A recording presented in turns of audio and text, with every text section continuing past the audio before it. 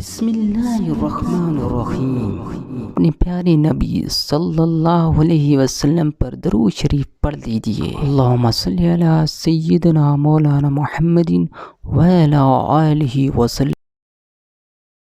حضرت برادہ نے بیان کیا ہے کہ میں مدینہ منور آیا اور عبداللہ بن سلام سے میری ملاقات ہوئی تو انہوں نے کہا کہ میرے ساتھ گھر چلو، میں تمہیں اس پیالے میں پلاؤں گا جس میں رسول اللہ صلی اللہ علیہ وسلم نے پیا تھا، اور پھر ہم اس نماز پڑھنے والی جگہ نماز پڑھیں گے جہاں نبی کریم صلی اللہ علیہ وسلم نے نماز پڑھی تھی۔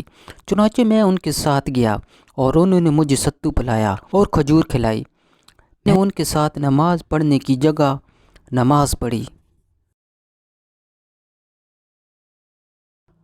حضرت عبداللہ بن عمر رضی اللہ عنہ نے روایت کیا ہے کہ آپ صلی اللہ علیہ وسلم فجر کی نماز میں یہ دعا رکوع سر اٹھانے کے بعد پڑھتے تھے: اللہم ربنا ولک الحمد، اے اللہ ہمارے رب تیرے لیے ہی تمام تعریفیں ہیں۔ پھر آپ صلی اللہ علیہ وسلم نے فرمایا: اے اللہ فلاں اور فلاں کو اپنی رحمت سے دور کر دے۔ اس پر اللہ عز و جل نے یہ آیت نازل کی: آپ کو اس معاملے میں کوئی اختیار نہیں ہے، اللہ ان کی توبہ قبول کر لے یا انہیں عذاب دے، بلا شبہ وہ حد سے تجاوز کرنے والے ہیں۔ علی ابن طالب رضی اللہ عنہ نے بیان کیا ہے، ان کے اور فاطمہ بنت رسول علیہ السلام کے گھر ایک رات نبی کریم صلی اللہ علیہ وسلم تشریف لائے اور فرمایا کہ تم لوگ تہجد کی نماز نہیں پڑھتے۔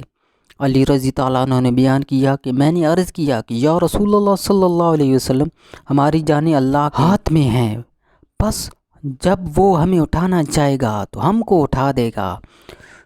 یوں ہی میں نے نبی کریم صلی اللہ علیہ وسلم سے یہ کہا تو آپ پیٹھ موڑ کر واپس جانے لگے اور کوئی جواب نہیں دیا، لیکن واپس جاتے ہوئے آپ اپنی ران پر ہاتھ مار رہے تھے اور کہہ رہے تھے انسان بڑا ہی جھگڑالو ہے۔ قرآن و حدیث کی خوبصورت ویڈیوز کے لیے ہمارے چینل کو سبسکرائب کریں اور ہماری حوصلہ افزائی کریں۔ جزاک اللہ خیرہ۔